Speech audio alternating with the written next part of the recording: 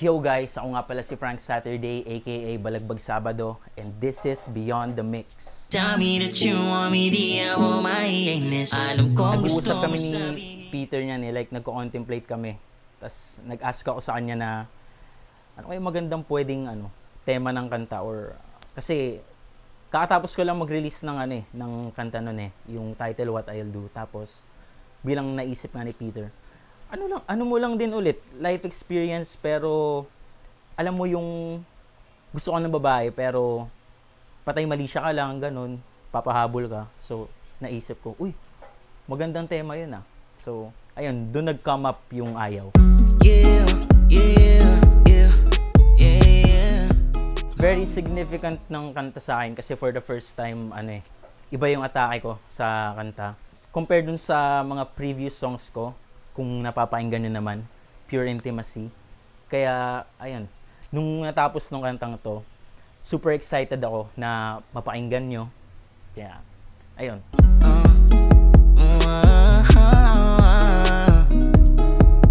It started off as a again, guitar loop lang. Very basic.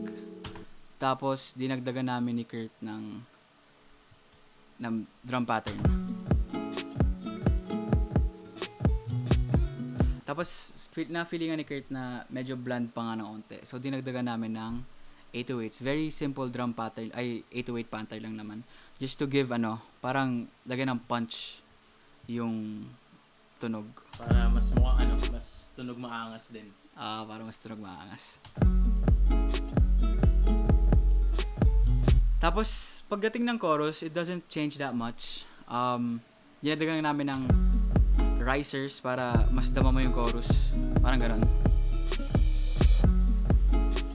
Yeah. So, ayun nga, parang natutunog ako din parang medyo redundant na siya if parang magtuloy pa siya sa ganong phase. So, ang na-suggest ko kay Peter is parang magtunog siyang Jersey type beat. So, ayun, i-play natin kung ano magiging tunog niya. Ito kinalabasan niya.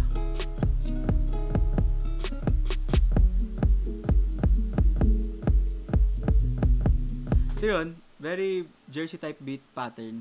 Tapos, gusto namin mag-add ng bed squeak. Yes, and actually this is my idea kasi syempre, 'di ba? Ay, Pause. meron na. Sa bed squeak. Pero this actually my idea kasi parang yun yung pang staple sa sa Jersey type beat. So, ayan. Pakinggan natin yung parang ronetong bed squeak na to. Then, i-play natin siya. So, nagtunog maangas siya, guys, diba? Tapos, I added lang din, like, very basic lang kasi pag paulit-ulit yung bed squeak. So, medyo nilagyan namin ng medyo onting rhythm niya. Para tunog iba din siya compared to other Jersey type beats. So, all together.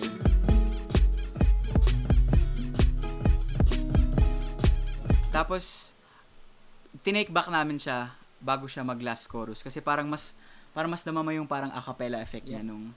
So, dilagdagan namin ng risers. Tapos, pinull out namin lahat nung layers para mas emphasis siya dun sa words ni Frank Saturday. Parang ganito. Diba? Parang mas dama mo siya. Tapos, bining back namin yung lumang chorus, which is hindi yung Jersey type beat.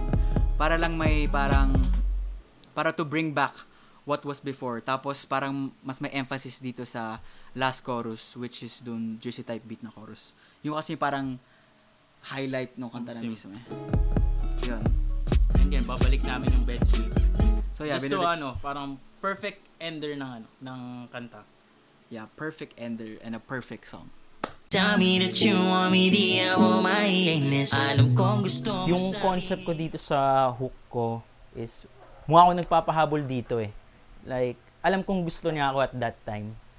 Pero, there are certain levels of interactions kasi and I don't want more than that. Like, gusto ko lang na masaya kami.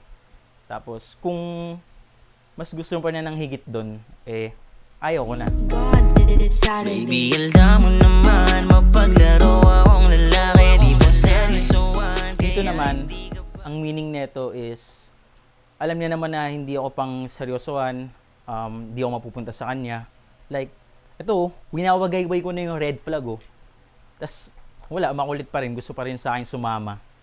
Tapos, ang favorite line ko pala dito is yung ano, alam mo nang delikado ka sa akin pero gusto mo pa rin sumama. Di ka naman bumobomba pero pag sa akin lakas tama, yeah. Like, some of y'all know that naman.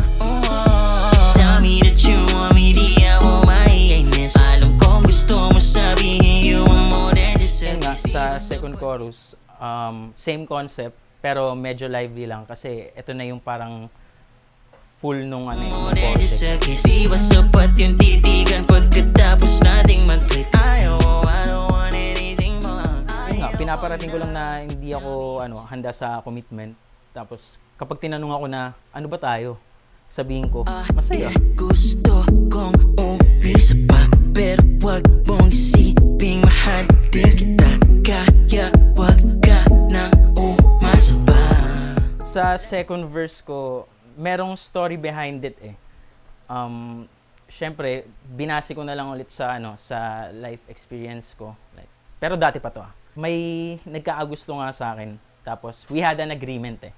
Sabi ko na lang is, sure, let's do it. Pero kapag nahulog ka sa akin, ikaw yung may kasalanan na. Yun nga. Gaya nga dun sa nasulat ko sa lyrics. Wala naman akong balak makasama ka pang matagalan. Ako ay kung balagbagan lamang iwan ka sa aking paghanap mo. Kasalan kapag Tapos, ayun nga, parang after namin magsama nun is, gusto na akong gusto na nang parang magkaroon ng something sa amin. I'm like, pause. Kasi, we had an agreement eh. Kung ihigit pa dun, ayun nga. Ayun. Tell me that you want me, di ako maiinis. Alam kong gusto mo sabihin you want more than just a kiss. Di ba sapat yung titigan pagkatapos nating mag-click? I don't want anything more. Dito rin sa second verse, nag-switch din kami ng beat para maiba yung timpla ng kanta. Sa last chorus, same concept pa din, pero ayun nga, pinagsama na namin yung two versions sa kanta. Like nung sa una, then yung nag-switch ng beat sa second verse. So, ayun, maganda naman yung kinalabasan.